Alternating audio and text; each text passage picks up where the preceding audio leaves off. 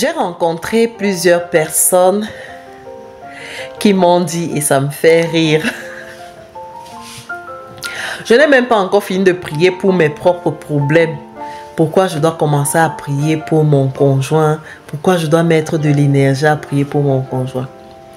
Ça me fait rire parce que je sais que dans la plupart des cas, quand dans notre contexte africain, des gens veulent se marier, en général, ils rentrent souvent vers l'église, vers le prêtre, vers le pasteur et ils se mettent à faire beaucoup de prières. Ils prient pour l'organisation du mariage, ils prient pour que tout se passe bien, ils prient pour que leur conjoint soit ce qu'ils souhaitent, leur apporte ce qu'ils souhaitent, leur conjoint leur conjoint. Et une fois les noces célébrées, on se met à vivre la vie du quotidien. Les prières, les jeûnes et les neuvaines que le conseiller conjugal, le prêtre, le pasteur, le parrain ou la marraine peuvent donner après. Parfois, on prend ça, on met de côté, d'abord parce qu'on est fatigué par les festivités.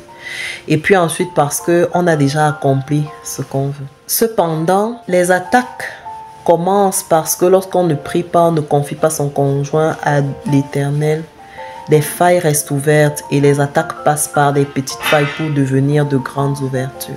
Il est important de prier pour votre conjoint, tout comme de prier pour vous-même.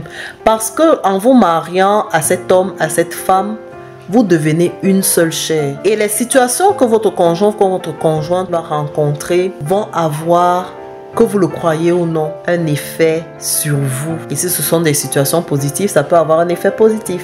Et si ce sont des situations négatives, ça peut avoir des effets négatifs. Vous devez donc confier constamment votre conjoint à l'Éternel, vraiment pour des sujets spécifiques. Et non pas attendre, par exemple, seulement que la maladie s'installe, que la perte d'un emploi s'installe, que votre conjointe devient désagréable, qu'il y ait peut-être des difficultés au niveau de la fertilité, ou même alors des difficultés organisationnelles ou même encore des difficultés pour éduquer les enfants. Priez pour votre conjoint. Lorsque vous finissez d'avoir, le Seigneur vous fait la grâce d'avoir des conjoints. Vous avez besoin que votre conjoint soit un bon père, un bon parent, une bonne mère. Vous devez le rendre sous la grâce de Dieu qui est le parent par excellence pour qu'il puisse amener votre conjoint, votre conjointe à être un bon parent.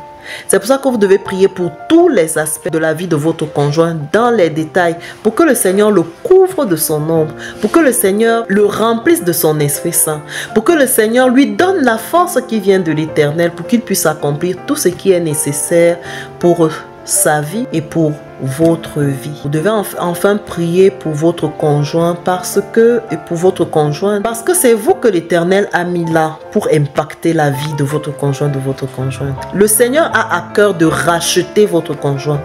Il a à cœur de racheter votre conjointe. Il a à cœur de le sauver. Et vous êtes déjà là. Le Seigneur veut vous utiliser pour sauver, pour que votre conjoint, pour que votre conjointe soit sauvée. Vous devez donc prier pour intercéder pour la vie de votre conjoint, pour la vie de votre conjoint, pour que le Seigneur le sauve. Ce n'est pas seulement pour que le Seigneur le rende ou la rende capable de construire de grandes maisons, d'avoir de grandes richesses. Et ça aussi, c'est très important que vous puissiez couvrir votre conjoint sous les ailes du Tout-Puissant pour qu'il le fasse. Mais aussi et surtout pour ce qui est plus important, pour que l'âme de votre conjoint, de votre conjointe soit sauvée. C'est pourquoi je vous recommande encore, je vous encourage vivement et je le ferai toujours tant que le Seigneur m'accordera cette grâce. Au-delà de toutes les dispositions que vous pouvez prendre et de tous les conseils que nous pouvons partager ensemble pour que votre vie conjugale soit harmonieuse et équilibrée.